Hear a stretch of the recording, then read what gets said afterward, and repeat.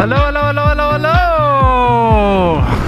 I've been on the bike for already a couple hours. I've gone down south, I'm near Aladala, and now I've got another hour and 15 to go, according to the Googles, to get to my destination. Part of it's going to be dirt, which will be a good test for me, and which I'd imagine is going to take me a little bit longer to get through.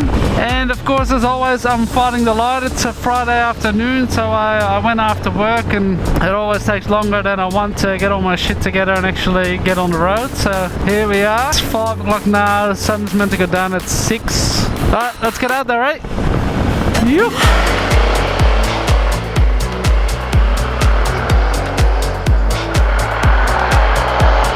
Alright, here we are. We are in the national park now.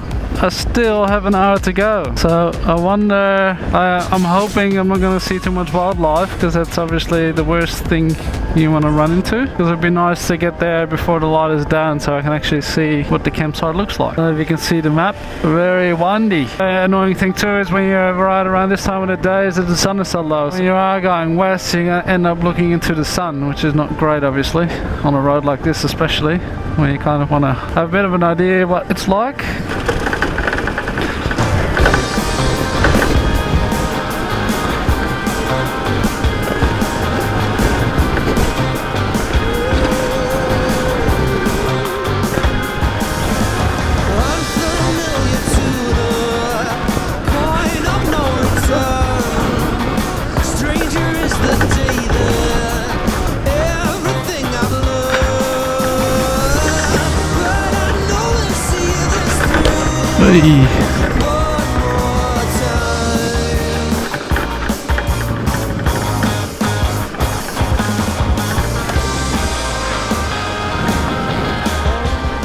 I gotta say, when you're standing, you're not bouncing around as much, but I don't know how long my legs can keep up, because I'm sort of squatting down and I'm still gripping the throttle way too hard. I don't know that, so I guess I'm not really neutral. In a neutral position where I'm floating above the motorcycle, just let go of the grip just enough to let the grip float inside your palm. Bit of corrugation here.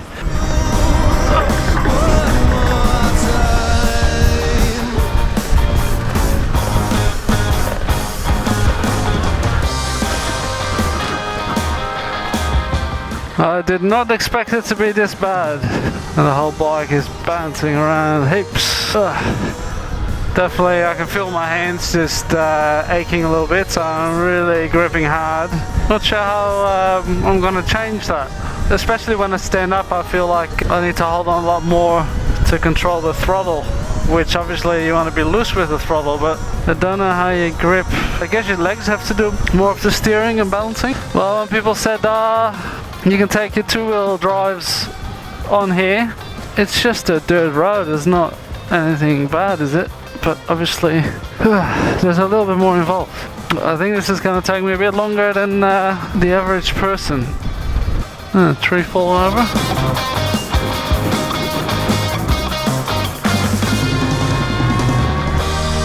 The other thing too, my back brake pedal still hasn't been bent back to where it should be. So when I'm standing, it's too high, so I'm sort of struggling a little bit to use it. So the interesting thing is school holidays have started now, so I'm hoping there's not going to be very busy, as most people hopefully come tomorrow, but I guess we'll find out soon enough how busy it does get here.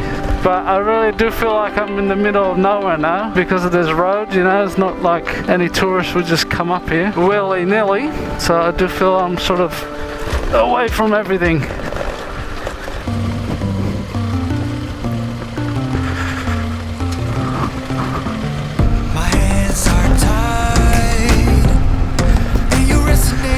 That's where I'm going tomorrow. I'm going to Pigeon House Mountain. It's meant to be a beautiful lookout, and it's a very steep climb, not for the average hiker apparently, which means I'm gonna struggle, but should be fun. So I am trying to get to this campsite, and then tomorrow morning like to get up early and then come up here and try and beat all the peoples that will probably be coming later on. But I gotta say this is quite a ride. So if I'm doing this in the morning, it's gonna probably take me a while to do this. I think this place has plenty of fire trails and stuff to explore.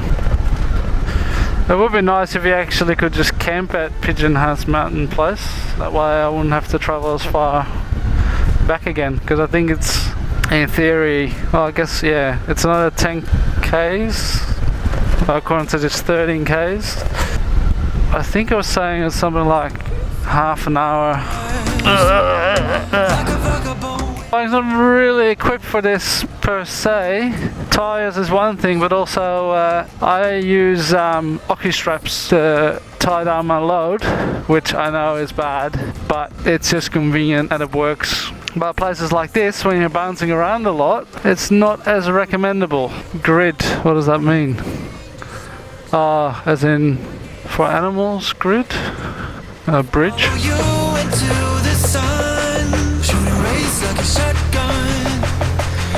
Why do I go through the middle? Beautiful out here though. Very nice. The other thing too is I've got a hard drive with me. Now, doing this kind of thing is probably not the greatest for it, is it? But I gotta store my footage somewhere, because most of the time when I'm filming, I film too much. So I have to actually offload it onto a drive. Then I've got empty cards again to start the next day. Usually I can get away with 1 card a day, 64 gigs. Usually that's enough, I don't fill it up in one day. So if I upload it at night, then that seems to work. The sun is already behind the mountain there, which is not great.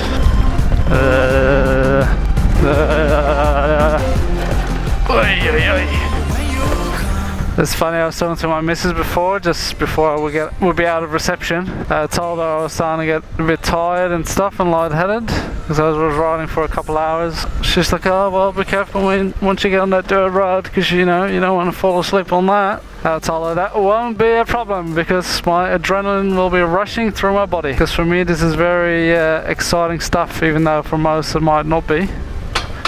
For me this is all very challenging stuff. It's definitely keeping me awake.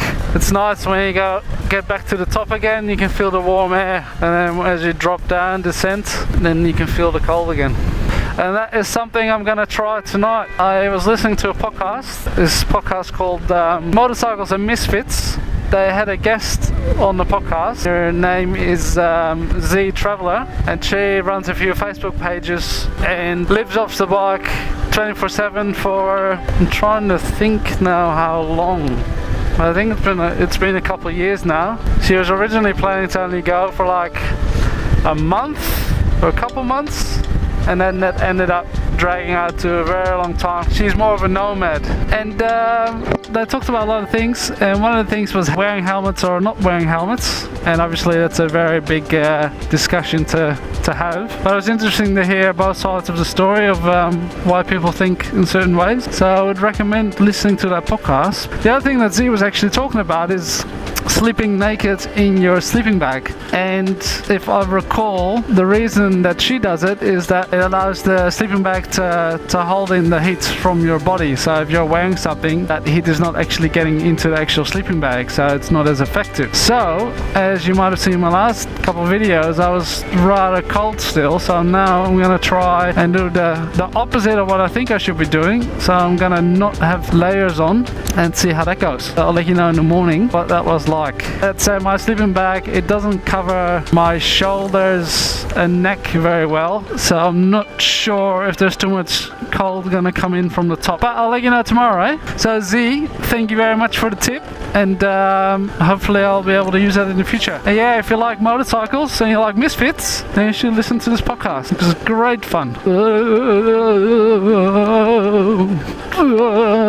Alright, let's concentrate. It's going to be so weird if I'm going to be the only one here. In some ways I really like it, and other ways it's scary at the same time. More so just of, you know, other human beings, I guess. You know, if there's crazy people out here. But I think in general, you know, most people that come here, they're here for nature, and they're here to enjoy a little getaway away from the city life, just like me. Oh, that almost got my nuts. Other fun fact, I forgot toilet paper. There's also drop-offs here. so maybe don't hang out too close to the edge.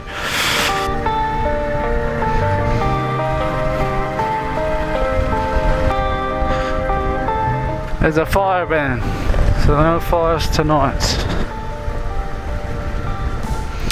I love this kind of bridges, eh? It looks so cool. That's a nice creek.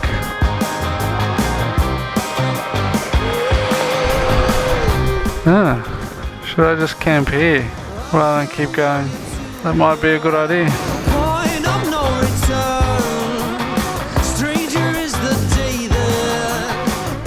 This way I don't have to go as far. That might be good. Then I can keep that one for some other time. Because I'd rather have a little bit of light left. So now it's just a matter of finding somewhere to camp. I'm definitely not the only one. I think if I would have gone to the one further up, it might have been different. Well, look, see what's down there. It's good to stretch the legs. This looks pretty cool. What do you reckon? Right on the water. I think this would be nice out here. This is an awesome place. I think we found ourselves another gem.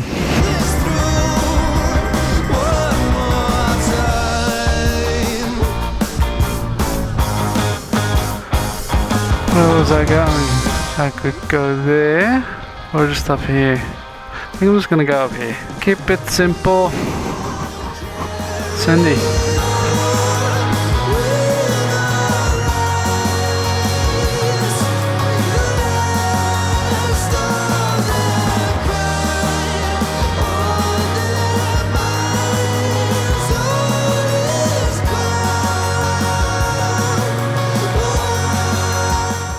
Dark.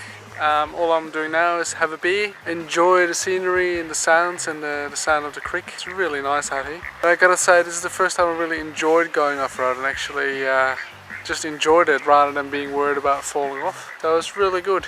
I think tomorrow what I might do, I'll leave all the stuff here and just ride up with just the bike without all the gear. That way hopefully I'll be a little bit quicker. So thank you for joining me on my journey and I'll see you on the next one. See ya.